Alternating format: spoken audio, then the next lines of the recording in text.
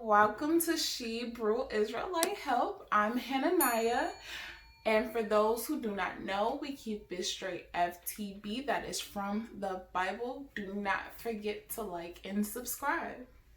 So today's lesson, what we're gonna do is we're gonna be talking about polygyny again. But this topic today is gonna be how to search for a family. How do I search for a family? What are things that I look for? And also women accepting a woman into the family. So let's get started. So number one, preparing to find a family. First one on that list is know what you can handle and prepare to handle things that you did not think about. So things like he may not sleep with you at night. They may also have a bond where they have been married for years and you just coming in, you're building your bond with him, you know? So that can kind of discourage you a little bit or kind of make you feel like, maybe he doesn't love me as much or something like that. And it's not that. It's that you two are starting to learn each other. They have more of a history, whereas you are now starting to build your history with him. So prepare yourself for those things, because these are things that we kind of struggle with in polygyny. These are things that we will struggle with. So my best advice to that is to pray to the Most High and ask him to help you handle things that you have no control over. You don't have control over it because, hey, you're just coming in. You can't control when you meet that man. It is what it is. You have no control over certain things that happen in the household.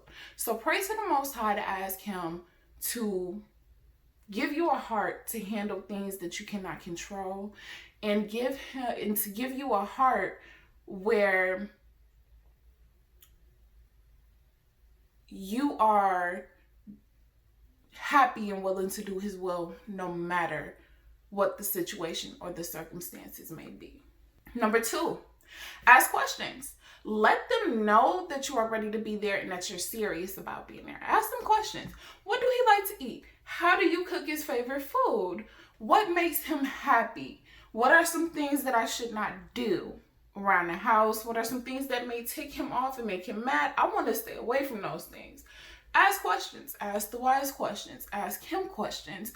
Let them know that you are really serious about joining that family and being into that family, and learn the ways of the family, because you're going to have to adapt to that family and becoming one with that family. Number three, build a sisterly bond with your sisters. Get to know them. Watch movies. Sit down and chill with them. Learn their favorite foods. Learn their favorite colors. Learn things that they like. You may want to cook a dinner for your sisters one day. You might want to cook them exactly what they like. Just being a good sister. Learn how to be a good sister to them. Things that they may like, things that they may love, things that they may, want to do with you as well. Number four, get to know the children. They're your lawyer's children, so now that means that they're yours. Don't be pushy, okay? Because they can come off fake. You don't want to just come in the house and, start, oh, hi, it's nothing wrong with giving them a hug and greeting them, but being all in their face and being super pushy, it can come off fake. I don't know if some of you guys, when you were back in the world and your parents or your dad, I know my dad had women come in and it was just like fake because they were pushing themselves on me. And I'm like, okay, obviously you're doing this just because you want to impress my dad. That's something that we don't want the children to feel like, because then that's automatically going to be like, okay, I don't really like her too much. She's a little fake. She's a little funny, Not saying don't show the children love. Show them love. They definitely need that. So don't be pushy, and also take your time. Take your time getting to know the children. Take your time learning the children. You are going to want to spend time with them. Learn interests that they like, similar interests. Find something, let's say they like writing music. You like writing music. Sit down and write with them, you know? They like playing video games. You like playing video games. Sit down and play a video game with them. You know, just start learning the children, get to know the children. And it's really depending on what your husband wants and how your husband will want you to interact with the children as well. Never start any type of conflict in front of the children with another wife, because again, you're just coming in, and then that's gonna have them look at you like, okay, she's kind of wicked, I'm gonna stay away from her. And we will not blame them for that, you know? So just take your time getting to know the children. Don't start conflict. No arguing in front of the children with other women. No, none of that. Which you shouldn't be arguing in a household anyways. If you have a problem with another sister, pull her to the side and speak to her nicely, you know? And number 5, do not come in acting like you know everything, because you don't know everything. You're new to the family. The women there have been there before you, so they know how it operates. They know how it runs. It goes back to ask questions. Ask them, again, how does the household run? What are things that I should do when I wake up in the morning? What are things that would help? Things like that. And number 2, how to find a family. How do I look for a family? What are some of the things that I look for when I am looking for polygyny? Well, number 1, pray. You want to pray to the Most High. You want to ask Him to let you know if that family is for you, to let you know if that man is for you. He'll answer you, but you have to listen to the answer that He gives you. A lot of us, we ask the question and we go based off of what we want. And this is how us as women destroy ourselves, because we go based off of what we want. No, listen to the Most High. Pray to the Most High. Ask Him, is this family truly for me? Is this the family that you want me to go to? Is this where you want me to be, Father? Is this where I need to be at? And when He answers you, just listen. Because I can guarantee you that if you listen, you're going to make the right decision. Number 2, is he in the truth? Are you teaching this man? Look for men that is in the truth. 9 times out of 10, if you meet a man and he's not in the truth and you are, you're going to be teaching that man. That's going to be toxic, because we are not supposed to teach men. That's going to be toxic. It's like water and oil. It does not mix. And it's toxic for you. So find a man that's in the truth. Find a man that you're going to have to submit to, because we have to submit to men either way it goes. So find a man that is in the truth. Do not look for a worldly man, because that will end in bad results for you and him in the end. And number 3, listen. You prayed, you're courting, listen. Not only listen with your ears, but listen with your spirit. Okay? The Most High has likely answered your prayers. And if you see red flags, you see them, sis. Those red flags are there. Do not avoid those red flags. That is what get a lot of us in trouble. We avoid the red flags. Don't let a man's rank, don't let his looks, don't let his words just pull you in. Listen with your spirit. Listen to the sign that the Most High gave you, because that is ultimately going to result in what you're going to end up with. If you don't listen, then it can end up bad. You know, it can really end up bad. Number 4, remain presentable at all times, sis. So keep yourself together.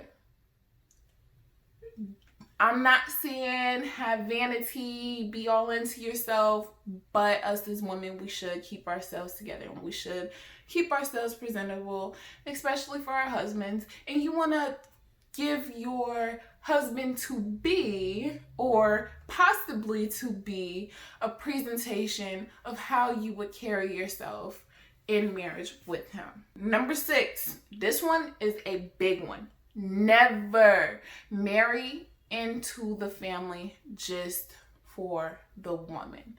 I know sisters in Israel do this. Yes, we do. Okay? We love our sisters. I get that. I understand. But when we do that, what we are doing is we're forming an alliance with each other. So that can go against our head. Because if you're marrying into a family just for the woman, you don't really care about that man. We want to make sure that when we're marrying because we love our husbands and that we want to be with our husbands. In no way, shape, or form should we build an alliance against our husbands. And that can possibly happen if you're marrying into a family just for the wife. That can end up bad. That can end up very bad. So check yourself. Make sure that it's not just, okay, I like the wife. The husband, he's okay. I'm going to marry just for the wife. No, that's not how it works. So we should not do that. Because when we do that, we are digging a hole for ourselves and that woman as well. Because it can end up in a very bad result. Number 6, pay attention to how the wives act. She is usually a reflection of him, okay? So is she standoffish? Is she mean? Is she rude? You know, just kind of check for those things. And then also look and see if she does it in front of him. Because if she does it in front of him, then okay, that speaks a lot about him. If she does not do it in front of him, then that speaks a lot about her. And that's something that you will want to look at, okay? And number 7, what are the arrangements? Are you going to be living by yourself? Are you going to be living with the family? Never, ever, ever, ever not living with the family. If you guys are living together, that is beautiful. Okay, that's something that is really beautiful because you guys have a chance to bond, to be together. You guys are gonna bound to be blood sisters, like just closer than ever. You know what I'm saying?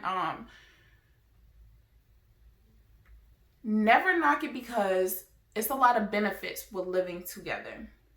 A lot of the benefits with living together is, I said it in my last video. You don't need a babysitter, more money, more chances to build.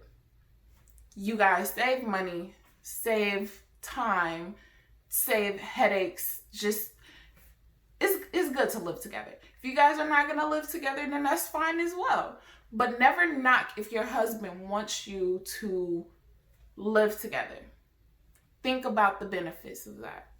And never put yourself on a pedestal because polygyny is all about humbleness. And topic number 3. How do I welcome in a new sister? Number 1, speak to her. Welcome her to the family. Give her your blessings. Let her know that you acknowledge her as a part of the family, as a new addition to the family. Make her feel welcome. Hey sis, welcome to the family. We've been waiting on you. Can't wait, however it goes. If you didn't show up to the wedding, if you did show up to the wedding, congratulations, whatever the case may be, just welcome them into the family. Let them feel like they are welcome and you are happy for them to be a part of that family. Number 2, teach her. Kindly show her the ropes, Let her know things that your husband like, things that your husband may dislike. Keep her out of the danger zone. Keep her away from the danger zone. You're the elder wife. Make sure that you're teaching her so that she's not getting herself in trouble. Okay? She's not doing anything that may cross boundaries. Just show her the ropes. You know what I'm saying? Give her tips on things he like. It does not just help her, but it helps your husband as well. It helps keep a happy home. And number 3, spend time getting to know her.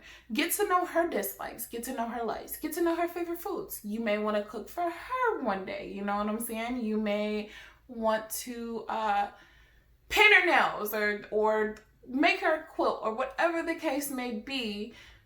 Get to know your sister. You know what I'm saying? Get to know her favorite. Find things that you guys have in common that your husband will love to see you guys bond over that is not against the Most High, as long as your husband is okay with it.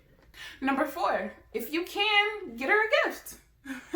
Again, that goes with finding things that she like or, certain interests and hobbies that she may have. Get her a gift. Show her, give her a welcome gift, the wedding present, welcome to the family, this is for you present, And number 5, be her support. Give her support. Give her time to adapt. Okay? We don't want to just, oh, she should have known this already, or oh, she should have, no. Give her time. Be supportive of her. You are the elder wife, so be supportive of her, because you never know what circumstances or what background she may have or she may have came from. She could have came from the world. She could have came partially from the truth and not fully into the truth. So give her time and be supportive of her. And again, show her the ropes, Don't baby her, but give her the support that you would have liked to have coming into the truth. Or give her the support that you would want coming into the family, Number 6, don't let it be her only coming to you and getting to know you. She'll feel unwelcome and like you really don't rock with her like that too much, It'll be an awkward feeling, because it's like, okay, I'm reaching out to her, but she's not really, coming to me or speaking to me, and it makes her feel like you don't really want her there too much, honestly. Give her effort as well. Don't come off as standoffish, Let her know that, you do want her there. Let her feel like you do want her there. If she comes to you and speak to you, then speak to her nicely, speak to her. Hi, sis.